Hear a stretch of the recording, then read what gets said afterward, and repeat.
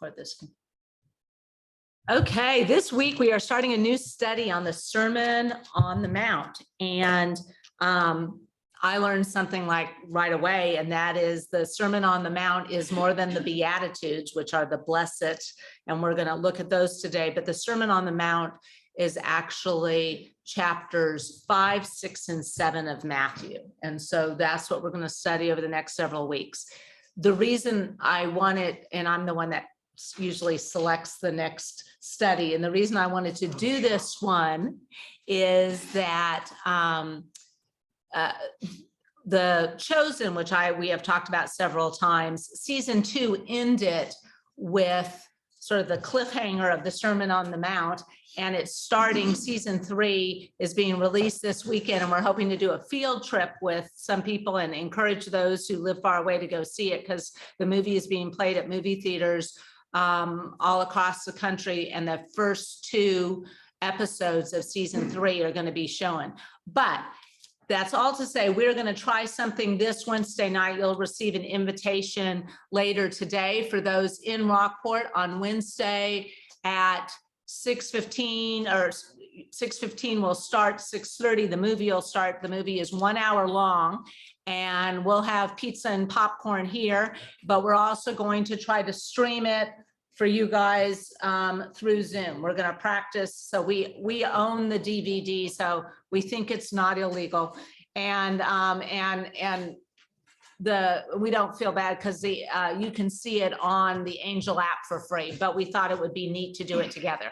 So we're going to watch the movie 6:30 this Wednesday, 6:30 to 7:30, and then we'll send you the information that if you can't see it, then you can see it another time, because we will not record that session, because if we record it, they will kick us off of YouTube, right?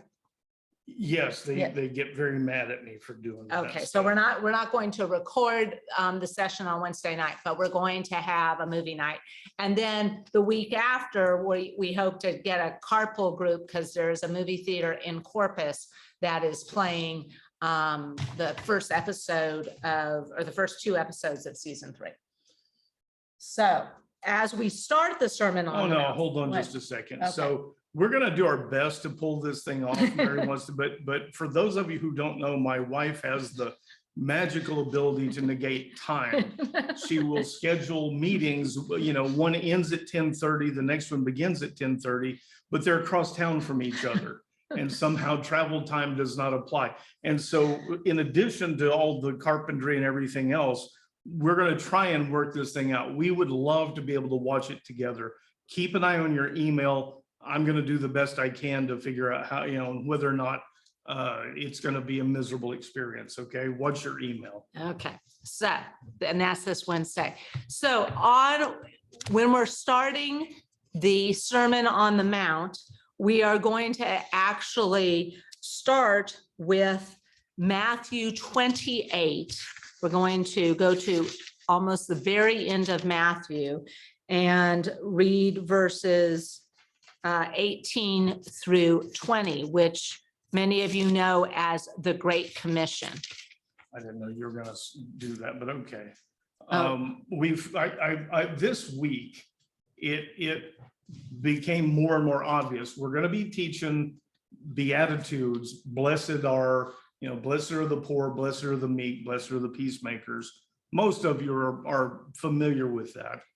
But, and it's sort of a counterpoint to Solomon. We talked about he was seeing life, and with everything he had, he felt like life is a drudge, and he doesn't notice how blessed he is. And so the idea of the blessed are seemed like a counterpoint. But I realized I don't think we can, or I don't think we should start in on this without first going to what people love to call the Great Commission.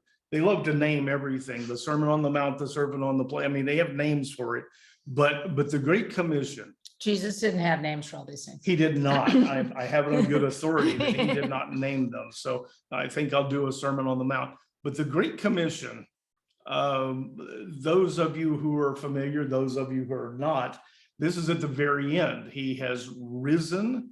He is about to go back to the Father. And he always leaves people with sort of a, something in parting. This is the next step. This is what's important. And so you want to just read what it says. Yes. Then Jesus came to them, and this is the 12 or the 11 disciples, came to them and said, all authority in heaven and on earth has been given to me. Therefore, go and make disciples of all nations, baptizing them in the name of the Father and of the Son and of the Holy Spirit, and teaching them to obey all that I have commanded you. And surely I am with you always, even to the end of the age. So lots of people are familiar with that, but I find most people are not really familiar with what it's saying. Go and make disciples of all the nations. And we'll just quickly mention that when he says all the nations, that's usually how they refer to the Gentiles. So this idea, when they had the big disagreement over whether or not they should be bringing the good news, the gospel, to Gentiles, he says, go to all the nations. Everyone knows that Israel is one nation. So who does that leave? Well, it leaves a bunch of Gentiles. But I want you to pay attention to one word. This is why it's so important. He says, go and make disciples. Normally, when people talk about the Great Commission, when you hear it in church, they talk about you go and witness, you go and preach, you try and get people to understand and believe and confess. You want them to believe in the sacrifice, the atonement that Jesus makes. But that's not what that word says. Disciples have a very specific meaning, and it's a different word. You can be a believer and not be a disciple. A disciple is someone who commits to following. There were other people who had disciples, rabbis, teachers, and you commit to following what they're teaching and to behave that way. And it's not a small distinction. The word that they use for disciple is mathetes. Mathetes root, you might notice, is math, literally math. The same idea is it is someone who studies. You think of and then builds on what they've learned, and what that's talking about, and that's what disciples were, is someone who studies under a master and does what they say. It is actually acting on that teaching, and we're called to make disciples. Well, you can't make disciples unless you are a disciple. B, if disciple means following teachings, you can't follow teachings if you don't know what the teachings are. That's why we're here. That's what we're called to do. And not that we know everything. I told someone this last week, if you're going to teach, the most important thing you have to do to teach is to learn. So we learn every week as we do this, but the idea is to understand what it is that he's teaching and to commit. The disciple comes from the discipline of following those teachings. And so, what happens, unfortunately, in American churches, may be the worst, is they want to get someone to say, okay, I believe, to say the certain words, and they go, okay, good, and they wash their hands of them. Paul talked about people, these new believers, that he would have to give them milk, baby food. You're not ready, you can't handle the truth. But I teach you, I give you milk until you're mature enough for meat. He actually goes back to one of the early churches. He's been away, and he says, by now you should be mature enough. Among you should be teachers and evangelists and all of these. You should have all of this. You should have grown your own. You should be running this church. He says, I'm going to have to take you back to spiritual milk, to baby food. Discipleship is learning the teachings and committing to following the teachings. And you're going to see that come up as we go into this study on the Beatitudes and on the Sermon on the Mount, when it says disciples, that ought to ring a bell. Hopefully from now on it will. Jesus didn't have 12 disciples. He had a whole bunch. These people that followed him, these people that came to learn and to follow his teachings. And at one point, he says, kind of, what good is it if you call me Lord, you call me, rabbi, teacher, and you don't do the things that I'm saying, you don't act on them. That's being a disciple. So there are a whole lot of people who are following him, who are disciples.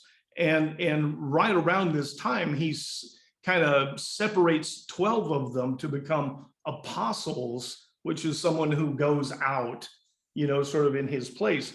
But he has lots and lots of disciples. Keep that in mind. It's going to become more important as we go into this study. So Scott said with the first part of the Sermon on the Mount, which is the Beatitudes, we've heard them, there's 9 of them here, and they're also written about in Luke, and in Luke it's called the Sermon on the Plain. So some people want to say, was it 2 different sermons? Yes. I mean, he preached for 3 years. So he told the same stories, similar stories, similar, it's like saying, did a minister ever give the same sermon twice? I mean, so they're similar, but it's called the Sermon on the Mount because he was on a mountain, and he does these 9 blessings. And we've heard them. And if we're honest with ourselves, when we read them this time, you'll think to yourself, well, I shouldn't say what you think. What I always think is, I don't even like these things. I'm not them, and I'm probably not going to get these blessings. And this study has taught me is I got this all wrong. So as we start, but before we go to Matthew 5, we've got to go back to who Jesus is talking to and on what occasion. So go ahead. Before we even talk about who they are, the other thing that I always try and remind you, often you hear someone teach and the first verse is therefore, and anytime you hear therefore, go back and see what came before, because it says because of what came before, therefore this. And if you don't know what came before, you can get really twisted up and miss the point. So we're going to start in 5. But the first thing I always do is turn the page backwards and have a look at the end of 4, what was going on. And at the end of 4, I'm going to just start late, verse 23. It says that Jesus went throughout Galilee teaching in their synagogues. We're often taught that this Sermon on the Mount is Jesus' first public teaching. And just a few verses before that, it says that he went throughout Galilee teaching in their synagogues, and that's sort of public. So not exactly. Preaching the gospel of the kingdom. Keep that in mind. Kingdom is big on this, and we talk about 2 kingdoms at play, and healing every disease and sickness. News about him spread all over Syria, and people brought to him all who were ill with various diseases. And it goes down a list. It says, and he healed them. And the miracles very much were a part of getting people to pay attention. It's not just to do a miracle. It's because it shows people that he is in fact God incarnate, and they listen. And there's nothing wrong with that. The last part, though, the large crowds that followed him came from Galilee, the Decapolis, which is these 10 sort of city states, Jerusalem, Judea, and beyond the Jordan. So people are coming from all over the place to come hear him, to come see what's going on with him. And that leads us into, I'm sorry, where you were going to go. And it doesn't say, though, that the Pharisees were following him. It doesn't mean there were nobody from the church or from the synagogues following him, but these were the people from the land. So that's who was following him. So the beginning of chapter 5 says, when Jesus saw the crowds. So now we determine who the crowds were, all these people from all over. Do you want to talk about who their status, though? Yeah, go ahead. Well, you're okay. Going to do it. Let me just finish reading 1 and 2. He went up on the mountain, sat down. His disciples came to him and he began to teach them, saying. So when you hear this sometimes in a sermon, the thought is that he's speaking to the 12 disciples. He's not talking to the 12 disciples. Were the 12 disciples there? Some of them, if you read Matthew, some of the 12 as we know and haven't even been selected yet. The fishermen are there, Peter and Paul and Andrew and John, but some of the other ones are selected later in the gospel. But so they're there, but these disciples are the people we were just talking about in chapter 4. These are the people, the sick, and these are not the who's who of society. These are the people that probably don't go to synagogue very often, a lot of them, because they're frowned upon when they walk in. They don't have the right clothes, they don't have the right pedigree. And I always hate to just say, trust me, or trust us. But at the same time, you skip around too much, you lose people. But this idea of disciples, Luke tells us, and it's, I'll just read it real quick. He went up on a mountain to pray, spent the night in prayer to God. When daylight came, he called his disciples to him and chose 12 of them, whom he also designated as apostles. So when we tell you this stuff, it's not coming out of thin air. It's sort of spelled out for us that he called up disciples and he chose 12. There are a lot of disciples. When Mary talks about these being the people and being poor, at that time, people like to say there's no middle class in Israel. And to a great extent, that's true. There were the Romans, who are always the overclass, but there are wealthy, powerful Jews, the leaders, the merchants, and of that group, Pharisees, but those are political leaders. They're not really religious leaders, they're political, but the lowest of them, whoever that is, there has to be somebody with the least status out of that group. The gap between that person and the common people out there working for a living is huge. These other people live hand to mouth, literally. They do day labor. They work during harvest seasons or planting seasons, and in between they struggle. They do, and so they are destitute. They are desperately poor. And these are the people at this point who are following him. They're physicians. They obviously don't have antibiotics, but the poor people, they do some stuff. The poor people can't afford that. When they're sick, they suffer. There's no help. There's nothing. The places they live, what they have to do just to feed themselves, it's a really lowly existence. So in a sense, there is no middle class, and the people that are following him are the poor. They do resent being treated that way. They have no status, and it's a hard way to live when you have people that can just make you jump like a puppet. They pull the strings and you have to do what they say. So it's got a big crowd out there of not the rich and the famous. And he starts with these Beatitudes. I'm going to read verses 3 to 11. And blessed are the poor in spirit, for theirs is the kingdom of heaven. Blessed are those who mourn, for they will be comforted. Blessed are the meek, for they will inherit the earth. Blessed are those who are hungry and thirst for righteousness, for they will be filled. Blessed are the merciful, for they will be shown mercy. Blessed are the pure in heart, for they will see God. Blessed are the peacemakers, for they will be called sons of God. Blessed are those who are persecuted because of righteousness, for theirs is the kingdom of heaven. Blessed are you when people insult you, persecute you, and falsely say all kinds of evil against you because of me. Rejoice and be glad, because great is your reward in heaven. For in the same way they persecuted the prophets before you. So most people who grew up in church are at least somewhat familiar with these Beatitudes.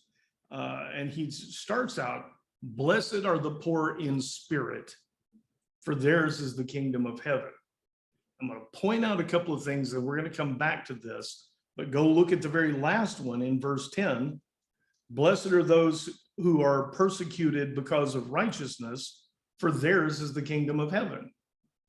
The in between, it doesn't say theirs is the kingdom of heaven. He begins and he ends by saying these people who are poor in spirit will inherit the kingdom of heaven. And blessed are those who are persecuted because of righteousness. Theirs is the kingdom of heaven. You have to think these two things are related somehow. And we'll talk about it. It's not a coincidence that he does this.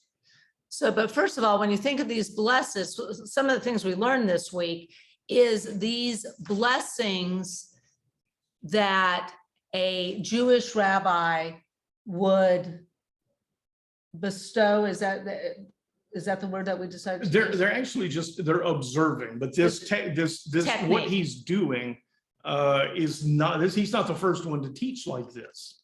People like to look and say, these people who in this situation are blessed. And often what they're doing is saying, but there's a sort of a understanding that the blessed includes the approval of God, the favor of God. So people who behave a certain way are blessed because they're doing what is pleasing to God.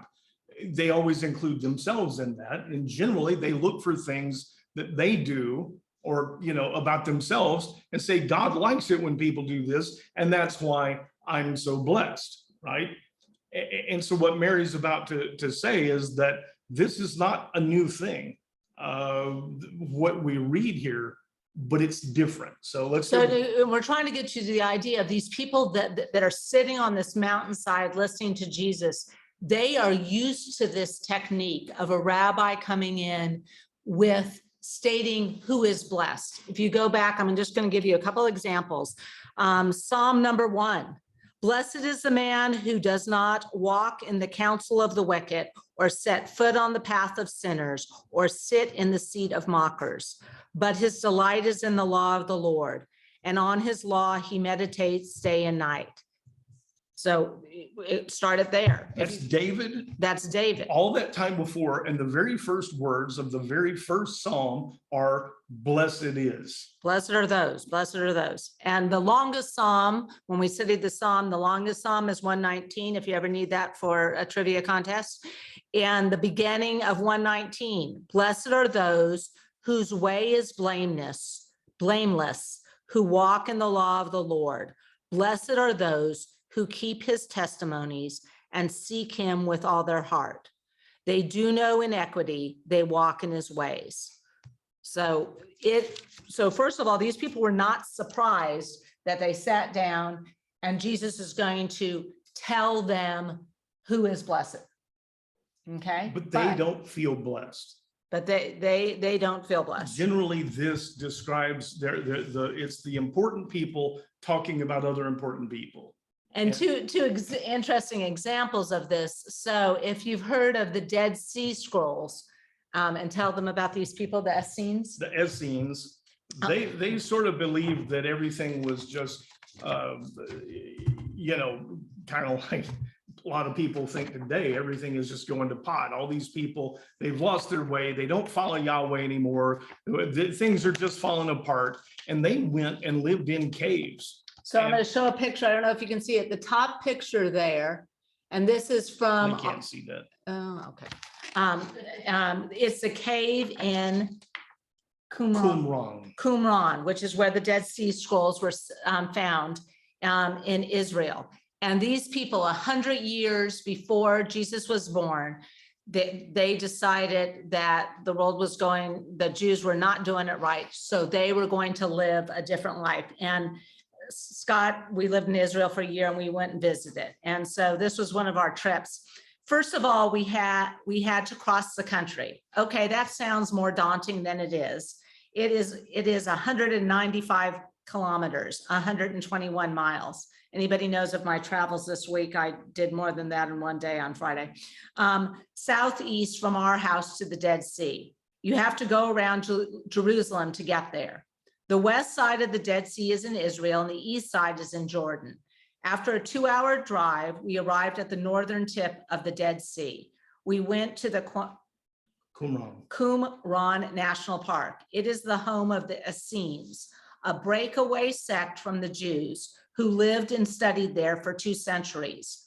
The Essenes were ascetics, people who renounced material comforts and led a life of austere self-discipline, especially on it as an act of religious devotion. They lived a communal life and paid great attention to ritual bathing twice a day. They were the people who authored the Dead Sea Scrolls, which include the earliest known manuscripts of the Old Testament, along with some missing books. In 1947, some Bedouins, shepherds, found 7 ancient scrolls hidden in jars in a cave in the difficult to reach slopes and crevices. The scrolls are now at the museum in Jerusalem. So you guys have heard of the Dead Sea Scrolls and some of the missing books. One of them was their Beatitudes, their blessings. And remember, they're writing these blessings about themselves. They are saying, we are blessed. What they said was, and it seems like a long way to go, but this helps with some context. These people decided that all the rest of the Jews had lost their way, and they were the good people, and they moved off to some caves. They just, and they, what they were saying quite literally is, let all the rest of those people go to hell. We're here, we're taking care of us, we're being the good people, we're, writing down and copying scriptures all day long. And so there is a Jewish teacher, writer, that put together, and they're going to sound real familiar. If you didn't know better, if you weren't real familiar with what we call the Beatitudes, I could substitute those, and most people would read them and go, oh, that's what Jesus said. They're similar, but they're different. Blessed is he who speaks the truth with a pure heart and who does not slander with his tongue. Blessed are those who cling to his statutes and do not cling to her wisdom, ways of perversity. Blessed are those who rejoice because of her, that's wisdom, and who do not spread themselves into the ways of folly. Blessed is he who seeks her with pure hands and who does not go after her with a deceitful heart. Blessed is the man who attained wisdom and walks in the law of the Most High and applies his heart to her ways. Blessed are the people who follow the rules and do it right. Us. Blessed are us. Because we do it right. And then finally, the last example of how these Beatitudes were, or these blessings were done, is in the Catholic Bible, and it's not in the Protestant Bible or in the Jewish Old Testament, is the book of Sirach. And the book of Sirach, my mother was a devout Catholic, and this is her Bible that I got. And in chapter 25, so Ben Sirach, his actual name was Jesus Ben Sirach, and he lived 100 years. He was a rabbi who lived 100 years before Jesus. And as Scott has told you, Ben Sirach means son of Sirach. And this book is part of the Catholic canon of the Bible. And in chapter 25, in verse 7, he talks, and they often do this, it's 9, and in Jesus did 9 Beatitudes. And here is Ben Sirach saying, there are 9 who come to my mind as blessed, a 10th whom my tongue proclaims. The man who finds joy in his children, and blessed is he who lives to see his enemies' downfall. Blessed is he who dwells with a sensible wife. Blessed is he who plows not like a donkey yoked with an yoke. Blessed is he who sins not with his tongue, and he who serves not his inferior. Blessed is he who finds a friend, and he who speaks to attentive ears. Blessed is he who finds wisdom. He who finds wisdom is great indeed, but not greater than he who fears the Lord. Fear of the Lord surpasses all of this. So These sound like our Beatitudes. And you'll notice there's a couple of them that stand out. We don't want to go on a study of Ben Sirach, but blessed are those who don't plow the earth like a donkey with a yoke. That's a working man. Those are the people who are following Jesus. That's exactly them. Those are the people who have to get out and plow the fields and work like donkeys. Blessed is he who sees his enemy, lives long enough to see his enemies, fall.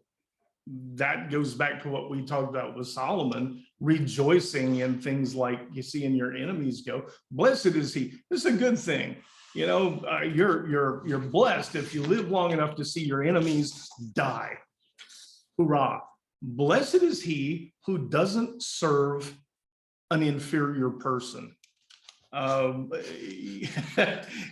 you see the tone of this. This is 500 years before. The technique is the same, but the content of what this guy is saying, blessed is the person who doesn't work for someone who's inferior to him or her. And you'll hear that in the workplace all the time. My boss is dumb. My boss doesn't, Jack's laughing. I may have heard you say that when I think about it.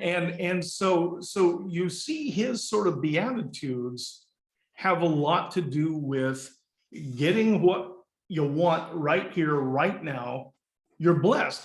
And remember, I told you that there's always this inference, this understanding that you're blessed by God.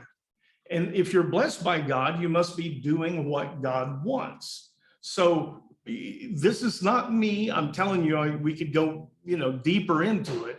But what kind of follows is that if you're griping about working for someone who's inferior to you, you must have displeased God somehow. They literally take it to that extent. And when I say literally, I mean literally. And so we see that when someone is sick, when someone has a physical, a deformity or a congenital disease, they come saying, who sinned? They ask Jesus that, who sinned? And so this version of Beatitudes is a very here and now, and the idea that those of us who live these sort of squeaky clean lives are that way because we've pleased God. Now we flash back to Jesus. And so a lot of this, all this pre-stuff was to sit there and realize here are these hundreds or thousands of people sitting on the mountain. Jesus starts with blessed are, and these are people that would have known the Old Testament and they're used to it. And the blessings have always described people that they are not. And the idea that these people would have been blown away, you guys, we read this and we're like, okay, we've heard it 1,000 times, but these people would have thought, oh my gosh, did you hear what he just said? Did you hear who he said is blessed? That's us. They would have been blown away. And for the first time I read it and I just hear it so differently. It's just not blah, blah, blah. It is different than they'd ever heard. We'll talk about that. I do want to mention that like the book of Sirach, what you see in those sort of blessed are is the law. That's an offshoot of, and he even says somebody who follows the law and all of its precepts and doesn't stumble. Those are legalisms. All of that process is the law. And these people who are poor, generally speaking, there's an attitude that says they're someone, it could have been one of their ancestors, and they're now being punished. They're being kept poor because somebody didn't follow the law. Somebody displeased God. And again, we can spend an hour on that. This time I'm just going to say, trust me, this is the attitude. And they live these destitute lives. And look at this first one. No one has ever, when they're doing these blessed are, been talking about them, ever. And as Mary said, it's just mind-blowing. what they would have gotten. So he says, blessed are the poor in spirit. The version in Luke just says poor, and we can, we can get into that, but they are both. This poor in spirit, this version of poor, tokos, comes from a root that means bent over, that is someone who is so poor that they cower. It's like a beggar on the street that won't look you in the eyes, and they're doubled over. They're that kind of poor. That's what this word is talking about. This is someone who is utterly destitute, not just somebody who, can't afford a second helping at dinner or something. These people are destitute. And he's saying, blessed are. Now, the poor in spirit, and it says pneumatai, that is spirit, pneuma. They're poor, but they're also poor in spirit. What do we know about somebody like that, though, that's poor in spirit, is that they are at a point where they have nothing to offer. There are people, the ones who go to the temple and they in the temple, they had urns that they would drop coins into, and they were designed to make noise, like the coins things in the slot machines. They're designed to make noise. And so you put a lot of money in, it makes a lot of noise, and everybody sees you. And there are people who believe in this time, they have a great deal to offer God. And I'm offering you my adherence to the law. God, you should be thankful for that. This is what you need. Poor in spirit, destitute. These are people who everyone understands have nothing to offer. And when you reach a point that you're like that, you have to depend on someone else, God. And often people who choose to follow wind up being, we get full of ourselves, and then we get corrected. And we sometimes reach a point where we feel like, I don't have any choice. I've got no place else to turn. It's a common theme. It's a recurring theme. It is what's going on here. And he says, blessed are the poor in spirit, for theirs is the kingdom of heaven. And I don't know that all of them fully grasp, the depth of this, but the idea that these are people who are poor in spirit, you have no choice but to just hand yourself over to the Creator. And it says theirs is the kingdom of heaven. This coming out of the blue, just leading in with this, had to have, people's eyes had to have gotten big, and you're talking about us, and you're saying we're blessed. One of the last, a couple other things one of the things we heard this week that it reached out to me is that these 9, when they talk about these 9 things, they're not like separate. It's all these 9 things can be describing the same person, or you don't get to pick one out of the list. You're not. And this is not something that you try to achieve. You don't want to be, nobody wants to be poor in spirit, but he's saying, if you are poor in spirit, you're still blessed. In fact, it's easier to see that you're going to be open to God. But this is not something, sometimes I think these Beatitudes, we have been taught, we need to be one of these. So and only one. Which are you? Are you a peacemaker? You're a peace. I want to be a peacemaker because I don't want to be poor in spirit. It's not, that is not how these are. These are the condition. And it's not something, you're not trying to attain one of these. And that goes in with the other piece. If you look at these as we go through them, pay attention to the fact he's not saying you'll be blessed after you die. You'll be, you're poor now, but just wait, you'll be blessed down the road. What he says, and once again, you have to understand that languages have tenses. This is not a future thing.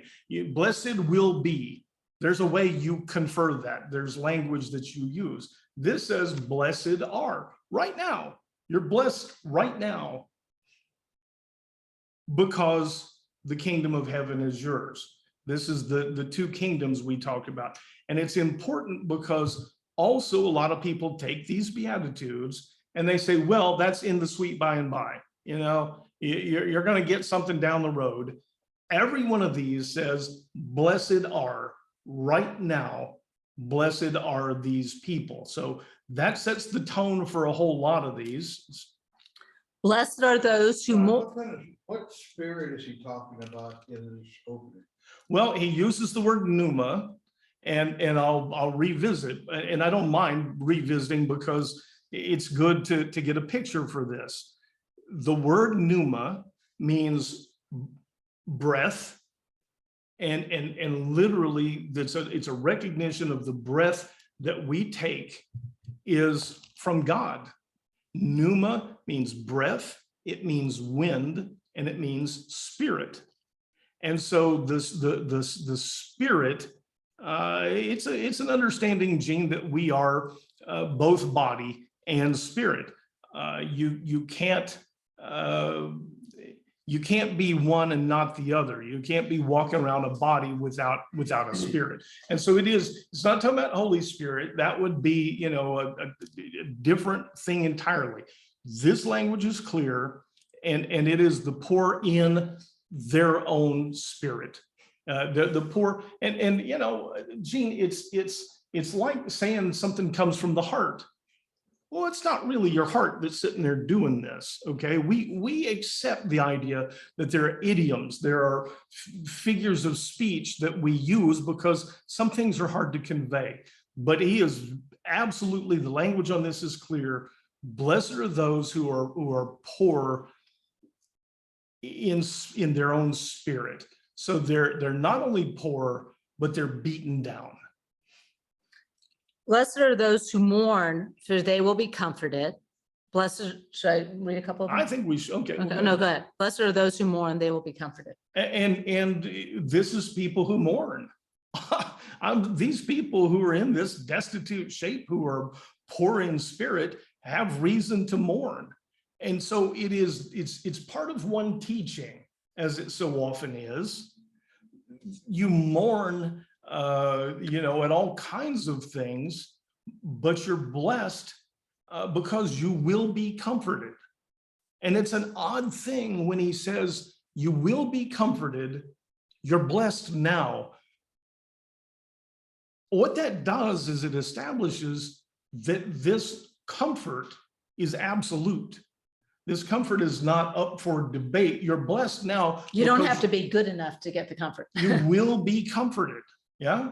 Some of this they would have heard. This is always the limitations we have with language, but you start using verb tenses that say, you're blessed right now. If you know, the mourners, you will, because you will be comforted. God cares about you. Yes.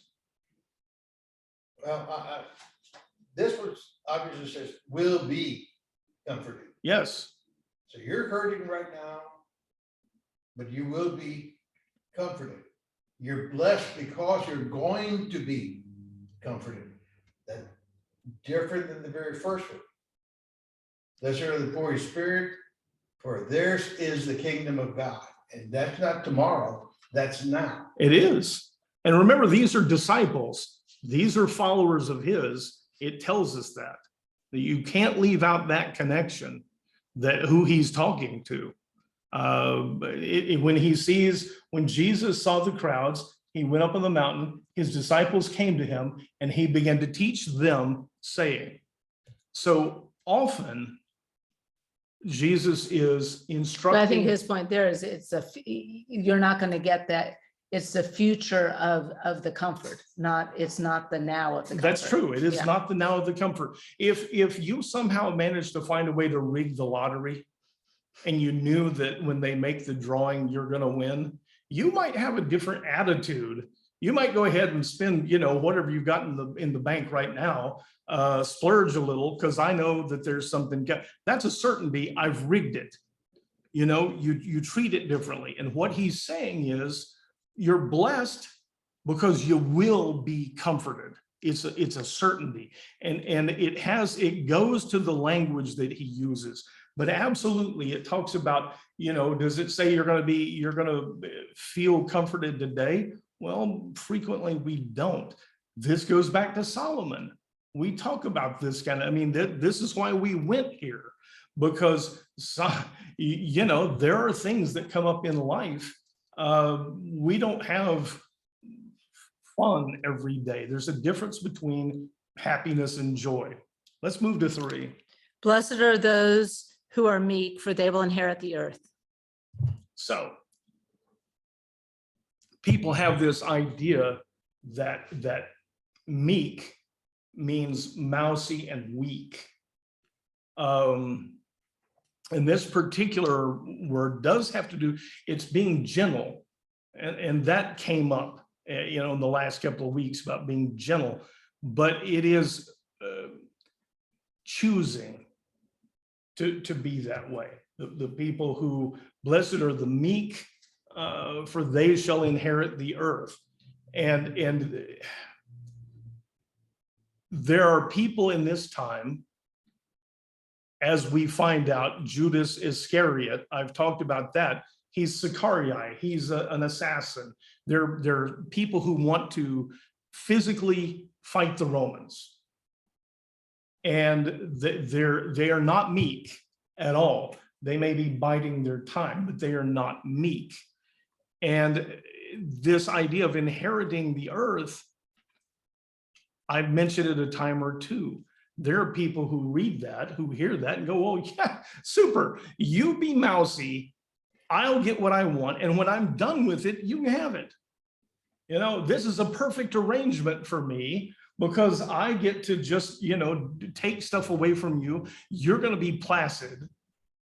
And if you want to inherit it when I'm dead, well, what do I care?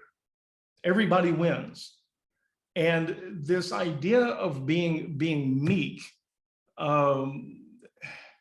is not the same thing as being placid, as being a mouse. And it's a hard thing to actually convey without a dozen examples. Well, and one example, as I read the rest of these, is one of the sermons we listened to said, when you read the Beatitudes, the first part of them, listen to them as descriptions of Jesus. And it will, Jesus was not born to a wealthy family. He mourned the brokenness of this world.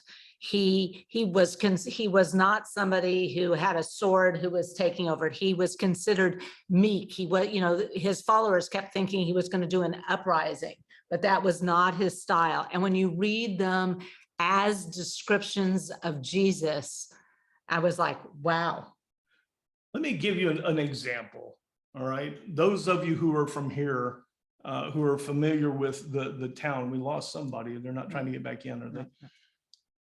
35 is the busiest street in town. It's our main thoroughfare. People drive like crazy up and down it. If there weren't lights, Dave, it would be like your car races. I mean, they would be, but it is the busiest street. But there's a place down by the water where there's a curve. You all know the curve because it goes from 2 very fast lanes suddenly down to 1. The other lane splits off and goes into downtown. Now, there is a daily, minute-by-minute fight that goes on in this town of people trying to get in the left lane, go real fast, and then cut back over to be first in line at that curve. You all, if you're from here, I see smiles. You all know what I'm talking about. And then there's a fight of the people in the right-hand lane who hit their gas and try and cut off those people who are trying to pass them. I always laugh when Mary and I are together. They do that, and they have those big, like 9,000-pound trucks, and the engine roars and it barely, but they're gonna pass you. And I always laugh. I say, sir, I have a turbo, you're not. But what happens is these people fight each other. And if you're in the right-hand lane and you stomp your gas and you try and cut this guy off and force him to go left when he wants to go right, that is not meek. have the power and you exercise it, and that is not meek. If you say, you know what, being one car further back is okay. I am not going to fight a person over one car length. And there's not even a stoplight. You're not trying to be first. They just want to be first in line. And then it goes back to 2 lanes and people fight over that. And if I have a turbo, I have the power to cut this guy off and prevent him from getting ahead of me. It's not meek. And you say, it's just not what I should be doing. And you let that person get ahead of you and get 1 car length in front. You see how it's a choice. And that's the thing about the meek. And what Mary said, and I wish I had remembered it, thank you. The person says, picture each one of these as descriptions of Jesus. And you see the meek that says, I'll lay down my life. I'm God incarnate. I could stop this, and I won't. That serves the other kingdom. That's what he's talking about. And blessed are, whether they fully get it yet or not, they will, but blessed are the meek, for they shall inherit the earth. They will inherit the earth, not the kingdom. Different ones say different things. It's a large teaching. But does it mean the earth? It says earth. I mean, does it mean worldly goods? No, okay, pop to Revelation and behold a new heaven and a new earth. It is not saying that if you're meek enough, you'll get rich. These are not designed that way. And what he's teaching them is, yes, there are these people who exercise their power over you. Theirs is not the kingdom of heaven, and they're going to eventually give up all of this stuff. You will inherit the earth. Spend some time on it. It's So, and it's 10. So I'm going to read through the rest of them right now. And then, like I said, I'm just going to read it one more time. Thinking about, like I said, the description of Jesus, I think really opens them up. And then, like I said, hopefully you guys, we will let you see one way or the other, the chosen, whether you look at it at home. I'll show you how you can do that for free, or be a part of it on Wednesday. Because when you see it there, it really does show the masses of the people and how this is different. So I'm going to just read it through one more time. Blessed are the poor in spirit, for theirs is the kingdom of heaven. Blessed are those who mourn, for they will be comforted. Blessed are the meek, for they will inherit the earth. Blessed are those who hunger and thirst for righteousness, for they will be filled. Blessed are the merciful, for they will be shown mercy. Blessed are the pure in heart, for they will see God. Blessed are the peacemakers, for they will be called sons of God. Blessed are those who are persecuted because of righteousness, for theirs is the kingdom of heaven. Blessed are you when people insult you, persecute you, and falsely say all kinds of evils against you because of me. Rejoice and be glad, because great is your reward in heaven. And in the same way, they persecuted the prophets before you. So once again, what you can't see is it's 10 o'clock and Mary's tapping me. I'm going to read this, and I don't want you, just a quick thing. And Jean, keep this in mind before we come back next week, but all of you, so much of what Jesus teaches is upside down. If you want to be first, you have to be last. And the last shall be first. He is teaching a thing that is contrary to this kingdom, to this world. To everything they've ever heard. Everything they've ever heard, but it is contrary to our human logic, because that's not what it is. It's not human logic. It is the logic of this other kingdom, this kingdom of heaven. And so, yes, does it seem upside down? Yeah, because his teachings frequently do. And he's introducing them to this other way of seeing things, of seeing the upside down, the fact that this is not all there is. And it's hard. It's hard for us to put down, to set aside these preconceptions, this understanding that do unto others before they do unto you. Do unto others and run. That's the way we get taught by this world, whether it's directly or indirectly, and he is teaching them something completely contrary to that. So yes, the logic of it strains us, and it's supposed to. It's absolutely supposed to. God, we don't always understand. You leave these words for us that the people who are poor and downtrodden are the blessed ones. And it's hard for us. And the thing that I would ask today, the thing that we would benefit from, is to begin to see sort of behind the veil, see what's really behind all of this, and to understand and really grasp that what you told us through your son, what Jesus taught us, is that we are blessed, and that there are rewards that go so far beyond the things that we see and touch right now. And these people who exert power over us are not the ultimate authority. It's temporary. God, give us that understanding, that reminder as we see people engaged in these things, to remember that we're blessed and that you love us. In Jesus' name, amen. Amen. Thank you. You guys can unmute yourselves. There you go. I have pilings. Pardon me?